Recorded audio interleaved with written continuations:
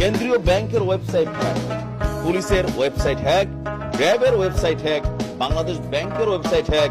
এই মুহূর্তে ফাইনালি প্রধানমন্ত্রীর কার্যালয়ের যে অফিসিয়াল ওয়েবসাইট আছে সেইটাও হ্যাক হয়ে গেছে। প্রধানমন্ত্রীর অফিসিয়াল ওয়েবসাইটে ঢোকার চেষ্টা করা হলে আগেরগুলোর মতোই দ্য রেজিস্ট্যান্স নামের একটি হ্যাকার গ্রুপের বার্তা ভেসে উঠছে। ইভেন বাংলাদেশ ছাত্রলীগেরও ওয়েবসাইট দুটি হ্যাক করেছে এই গ্রুপটি। হ্যাক হয়েছে ব্যাটালিয়ন র্যাপিড অ্যাকশন মানে আমাদের র্যাবের ওয়েবসাইটের হোম পেজে ঢুকতে গেলে লেখা আসছে অপারেশন হান্ট ডাউন।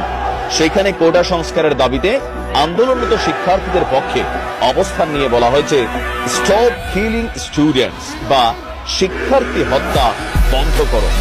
কোটা সংস্কার আন্দোলনে সম্পৃক্ত হতে সাংবাদিক, হ্যাকার, সাধারণ মানুষদের প্রতি আহ্বান জানানো হয়েছে।